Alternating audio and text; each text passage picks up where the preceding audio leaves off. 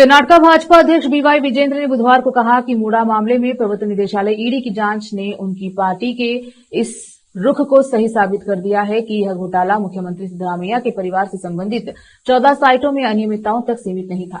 उन्होंने कहा कि ईडी की प्रारंभिक जांच में 700 करोड़ रुपए से अधिक की अनियमितताएं उजागर हुई हैं। विजेंद्र ने इस मामले में लोकायुक्त पुलिस द्वारा की गई जांच पर भी संदेह जताया। उन्होंने कलबुर्गी में संवाददाता सम्मेलन में कहा, हम कहते रहे हैं कि मूडा घोटाला मुख्यमंत्री के परिवार को 14 स्थलों के आवंटन तक सीमित नहीं है। मैंने पहले भी कहा था कि यह सैकड़ों करोड़ रुपए का घोटाला है। उन्होंने कहा कि उनका बयान महज आरोप नहीं था, बल्कि ईडी की जांच से यह साबित हो चुका है।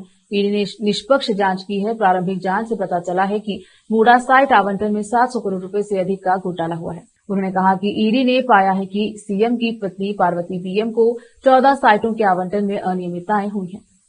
ಕಾನೂನು ಸುವ್ಯವಸ್ಥೆ ಸಂಪೂರ್ಣ ಹಾಳಾಗಿರ್ತಕ್ಕಂಥದ್ದು, ಯಾರು ಏನ್ ಬೇಕಾದ್ರೂ ಮಾಡಬಹುದು. ಯಡ್ರಾಮೆ ಪ್ರಕರಣ ಇದು ಒಂದೇ ಅಲ್ಲ, ಅನೇಕ ಪ್ರಕರಣಗಳು ಈ ರೀತಿ ನಡೆದಿದೆ. ಅದನ್ನ ಮುಚ್ಚಾಕ್ತಕ್ಕಂಥ ಕೆಲಸವೂ ಕೂಡ ಕೆಲವು ರಾಜಕೀಯ ಮುಖಂಡರ ಬೆಂಬಲದಿಂದ ಇದು ಆಗ್ತಾ ಇದೆ ಅನ್ನುವ ಮಾತುಗಳು ಕೂಡ ಚರ್ಚೆಗಳು ನಡೀತಾ ಇದೆ. ಇದನ್ನ ರಾಜ್ಯ ಸರ್ಕಾರ ಬಹಳ ಗಂಭೀರವಾಗಿ ತೆಗೆದುಕೊಂಡು, ಯಾಕಂದ್ರೆ ಈ ಭಾಗದ ಜನರಿಗೆ ಉಸ್ತುವಾರಿ ಸಚಿವರ ಬಗ್ಗೆ ಭರವಸೆಯನ್ನು ಕಳೆದುಕೊಂಡಿದ್ದಾರೆ.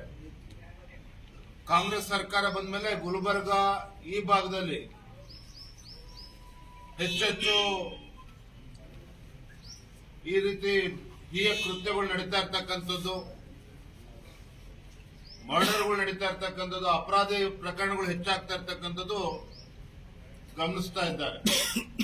ಹಾಗೆ ರಾಜ್ಯ ಸರ್ಕಾರ ಇದನ್ನು ಗಂಭೀರವಾಗಿ ತೆಗೆದುಕೊಂಡು ಇಂಥ ನೀಚ ಕೃತ್ಯವನ್ನ ಎಸಗಿರ್ತಕ್ಕಂಥವ್ರು ಯಾರೇ ಆಗಲಿ ಅದಕ್ಕೆ ಧರ್ಮ ಜಾತಿಯ ಬಣ್ಣವನ್ನ ಲೆಕ್ಕ ಹಾಕ್ದೇನೆ ಯಾರಿಂತ ಕೃತ್ಯವನ್ನ ಎಸಗಿದ್ದಾರೆ ಇವತ್ತು ನಿರ್ದಾಕ್ಷಿಣ್ಯವಾಗಿ ಕ್ರಮವನ್ನ ಕೈಗೊಳ್ಳಬೇಕು. ರೈತರು ಕಂಗಾಲಾಗಿದೆ. ತೊಗರಿ ರೋಗಕ್ಕೆ ತುತ್ತಾಗಿದೆ.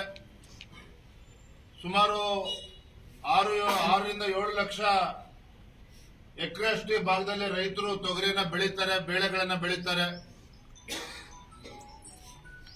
ರೋಗಕ್ಕೆ ತುತ್ತಾಗಿ ಇವತ್ತು ಸುಮಾರು 2ರಿಂದ 3 ಲಕ್ಷ ಎಕರೆನಲ್ಲಿ ಬೆಳೀತಕ್ಕಂಥ ಇವತ್ತು ತೊಗರಿ ಬೆಳೆಗಳು ಇವತ್ತು ಸಂಪೂರ್ಣ ನಾಶ ಆಗಿದೆ ಅಂತೇಳಿ ಮಾಹಿತಿಗಳು ಸಿಗ್ತಾ ಇದೆ. ಪಾಪ ರಾಜ್ಯ ಸರ್ಕಾರ ತನ್ನ ಗ್ಯಾರಂಟಿಯಿಂದ ಜನರು ಬಹಳ ಸಂತೋಷವಾಗಿದ್ದಾರೆ ಅಂತೇಳಿ ರೈತರನ್ನ ಸಂಪೂರ್ಣ ಮರೆತು ಬಿಟ್ಟಿದ್ದಾರೆ ರಾಜ್ಯ ಸರ್ಕಾರ.